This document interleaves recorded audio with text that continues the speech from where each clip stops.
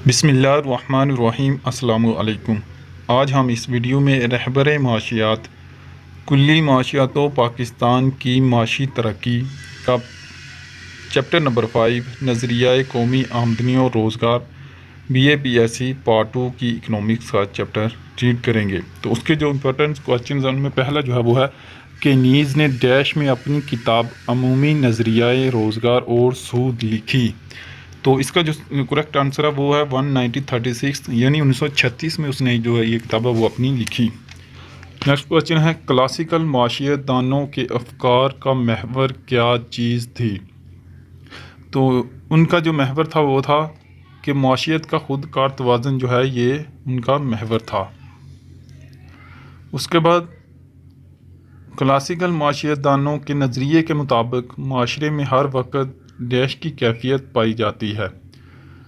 तो उनके मुताबिक किसकी कैफियत पाई जाती थी, ये थी मुकम्मल रोज़गार की कैफियत क्लासिकल माशियतदानों के नज़दीक।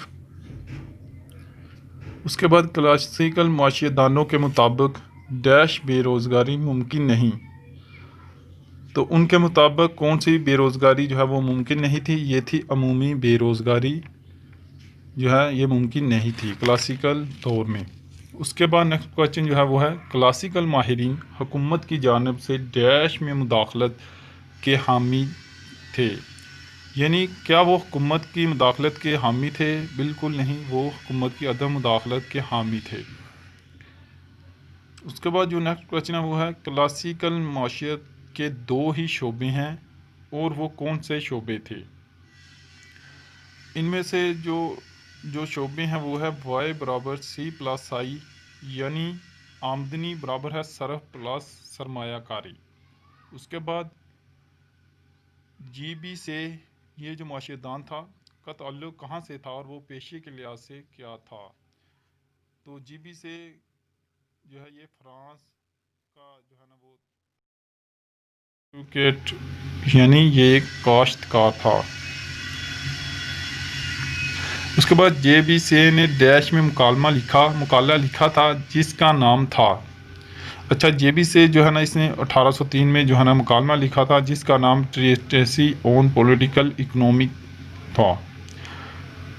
उसके बाद JBC के मुताबिक डैश जो है वो अपनी तलब खुद पैदा कर लेती है, यानी supply creates its own demand, यानी रसद जो है ना ये अपनी जो तलब है वो खुद पैदा करती है। उसके बाद JBC के मुताबिक डैश पैदावार का इम्कान ही पैदा नहीं होता। तो किस चीज़ का उसके मुताबिक इम्कान नहीं पैदा होता, तो ये थी ज़ायद पैदावार, यानी ओवर प्रोडक्शन का जो है ना वो पैदा नहीं होता, मसला पैदा नहीं होता। उसके बाद अशिया की तलब उनकी रसद से भी कम नहीं होती। ये किसने लिखा था? ये थे डेवर रिकार्डो, जिसने ये कहा था कि अशिया की जो तलब है उसकी रसद से कम नहीं होती। उसके बाद क्लासिकल माहिरीन के मुताबिक अजरत कीमतें और शरह सूद जो है ये होती हैं, क्या होती हैं इनके मुताबिक? लचकदार। उसके बाद नेक्स्ट क्वेश्चन जो है वो एशिया की मजमूई रसद की कीमत मजमूई तलब की कीमत के बराबर होती है, जिसे अकाउंटिंग प्राइस कहते हैं। इसे किस से ज़ाहिर किया जाता है? इसको जो है ना वो ज़ाहिर किया जाता है, ये आप फार्मूला चेक कर सकते हैं। उसके बाद नेक्स्ट क्वेश्चन जो है वो AC पीगो का ताल्लुक़ किस यूनिवर्सिटी से था और वो किसका शागिर्द था? AC पीगो ये भी एक माशियतदान है, क्लासिकल माशियतदान है। वो कैम्ब्रिज यूनिवर्सिटी और अल्फ्रेड मार्शल का शागिर्द था। ये दोनों जो हैं ये भी क्लासिकल माशियत के पैरोकार हैं। उसके बाद AC पीगो ने कहा उजरतों का निज़ाम होता है, इन उजरतों का निज़ाम डैश होता है, लचकदार।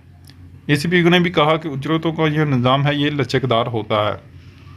उसके बाद जो क्लासिकल माहिरीन के नज़दीक डैश फ़ीसद तक बेरोज़गारी पर माशियत में पाई जाती है, यानी कितने फ़ीसद जो है ये बेरोज़गारी हर माशियत में पाई जाती है, तो ये थी उनके नज़दीक 3 से 5% जो है ना ये बेरोज़गारी हर माशियत में पाई जाती है, ये क्लासिकल माहिरीन का कहना था। उसके बाद नेक्स्ट क्वेश्चन है, कुछ लोग बेहतर काम की तलाश में बेरोज़गार हो जाते हैं या बाज़ अशिया की तलब मौसम में होती है, ऐसी बेरोज़गारी को क्या कहते हैं? तो ये थी इख्तियारी बेरोज़गारी, यानी कुछ लोग जो है ना वो अपने आप को बेहतर रोज़गार की तलाश में बेरोज़गार रहते हैं, तो ऐसी बेरोज़गारी को हम इख्तियारी बेरोज़गारी कहते हैं। उसके बाद प्रोफेसर अर्विंग फिशर ने 1911 में नज़रिया मकदार ज़र का फार्मूला पेश किया। तो ये जो फार्मूला था ये था MV बराबर PY।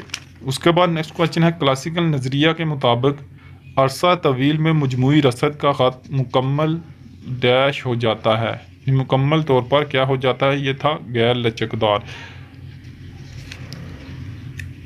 तो नाज़रीन आज का फ़िलहाल इतना ही। ये आपको हाफ चैप्टर के जो है ना वो इम्पोर्टेंट जो क्वेश्चंस हैं वो कराए गए हैं। तो इंशाल्लाह जो नेक्स्ट क्वेश्चन जो वीडियो होगी उसमें आपको जो नेक्स्ट जो है कुछ हिस्सा जो रह गया वो कराएंगे इंशाल्लाह।